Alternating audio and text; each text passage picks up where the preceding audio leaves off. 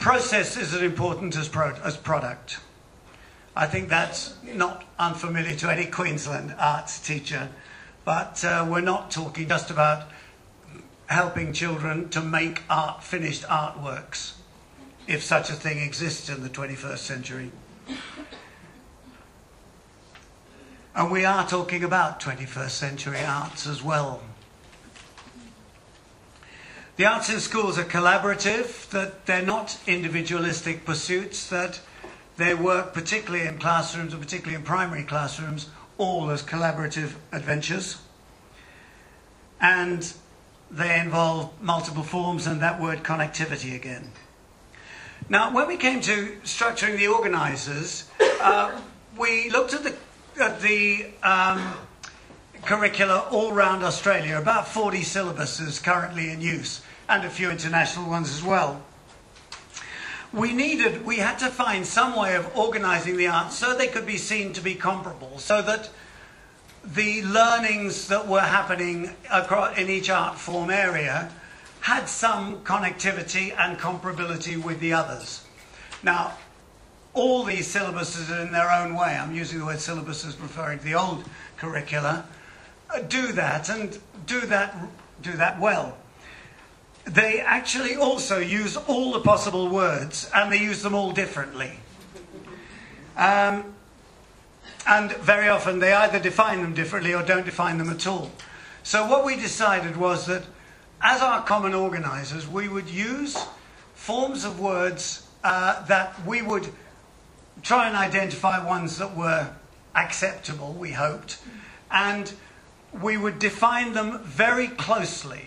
Now, that doesn't mean that we would then not allow anybody to use their own words. So art form specific words will of course continue to be used by each art form. But what we wanted to do was to ensure that nationwide people understood what the key common terms meant. So we came up with, first of all, we asked the question, this is standard stuff used in most state syllabuses anyway. We used the basic question, what do people do when they engage in the arts? And the terms we have come up with are that artists, first of all, generate, which I'll be specific about this, our meaning, to generate means using the elements of the art form to imagine and design art from an expressive or imaginative impulse, an idea, an intention, or a stimulus. This we then realise with a Z to show it we're talking about making real, not suddenly understanding. Means managing with imagination the materials, instruments and media of the art force to communicate art for audiences to experience. It's all in the paper. So that's what artists do in order to communicate, and then audiences respond to that in two ways. Firstly, they apprehend it in the experience, apprehending it cognitively, emotionally, and sensorily. That's why we use that term first. And thereby they come to comprehend it beyond the experience by putting sets of critical and knowledge-based lenses over it. So that, and that altogether, we figure, comes to aesthetic understanding. We're reclaiming the word aesthetic from the realms of arcane scholarship and Kantian 19th century discourse. The word aesthetic belongs to all of us. It's our word.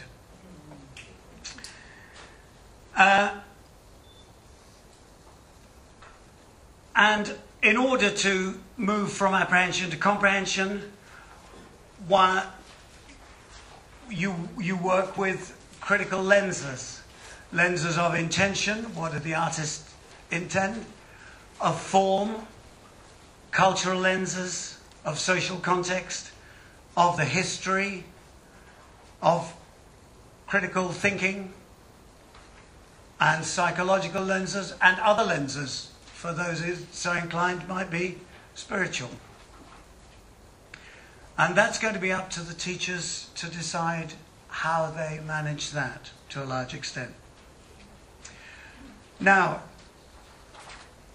what are the challenges? Well, the first big challenge, obviously, sorry, I should just say, of course, the paper does address the ACARA key competences, which were originally 10 and are now 7. Not that we're any less competent, but some have been squashed together. And the ACARA 3 cross-curricular perspectives. I'll leave you to read that in the paper. That's easy for us, very easy for the arts to address all of those. So the time, what do we mean by time? 2 hours a week. 24 minutes an art form per week? No, don't think so. Hope not. It's a bit of a bogeyman to school principals and to some arts educators, but I think there's unnecessary anxiety. What 2 hours minimum means is that in a 2-year reporting period, and the arts are going to be reported on in bands from K to 2, 3 and 4, 5 and 6 and 7 and 8, in those 2 or 3 year periods, students will get, in a 2-year period, 160 hours of the arts absolutely minimum. Or putting it another way, between the years P and 8, they will get 140 hours of each art form, absolute minimum. Now, it may not be as much as a few students are getting in a few art forms at the moment. It's a heck of a lot more than most students in primary are getting. If I thought that all children in Australia, if I'd been able to think that, were getting 140 hours of drama before they reach year 9, I'd be thrilled. And it's still a little bit aspirational for most people, that, which I'll come on to in a moment. And I'm happy to talk more about the time and timing. How schools and systems organise that, it's going to be up to them. Obviously, some art forms, like music and some dance skills, need frequent, short bursts of activity, constant repetition over a period. Whereas a drama project or a media project might well be better done on a longer term, with more distance between them, but done intensively. A drama project needs a single intensive hit, if you like. So this will be up to the schools to manage and within your own systems. The curriculum won't spell that out. It's not going to be a week by week, lesson by lesson plan. The additional learning will be there that's additional learning beyond the basic minimum of the core in years K to 8 will be spelled out in the final curriculum, and will be that art form specific learnings that you will feel that anybody who wants to make a serious attempt to, or serious move to become an arts specialist, that they'll need, that will be available wherever the schools can provide it. Space and physical resources will be a challenge, and it's not our job to deal with that. That's your business. Or rather, do the best you can. It was suggested that parents and school administrations might be a problem.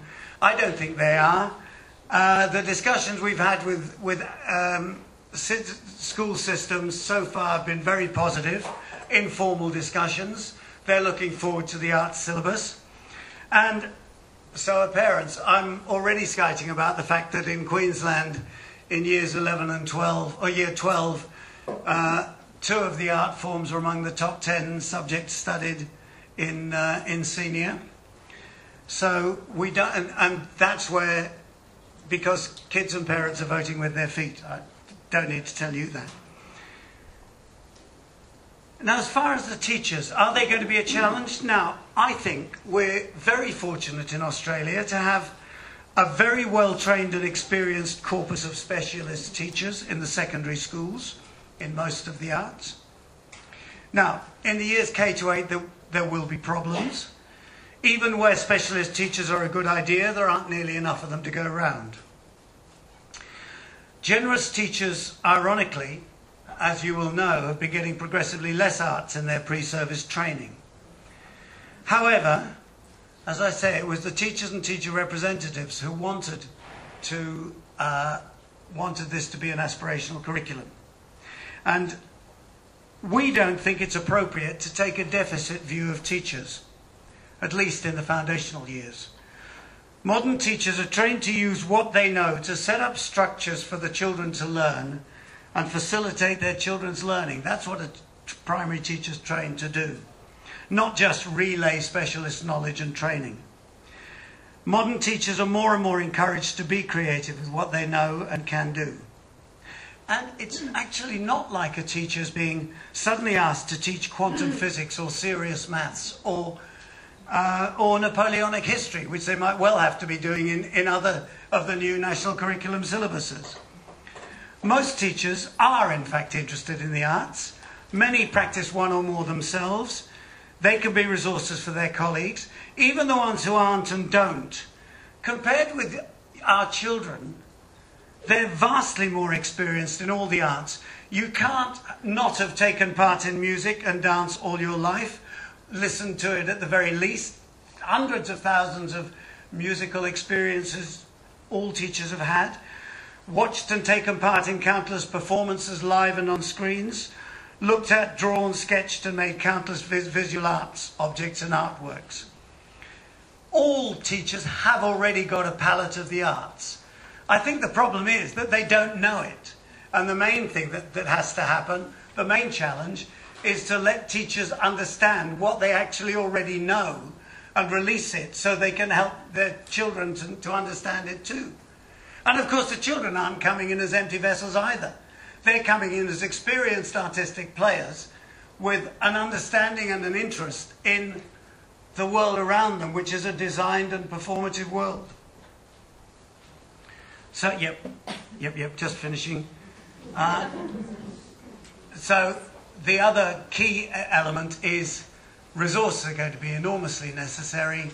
Professional development by the peak bodies, by the state and private systems, by the community and parents, and with the help of the arts industry. All of those are going to be massively necessary. Sorry, that was a belt through. Thank you, John.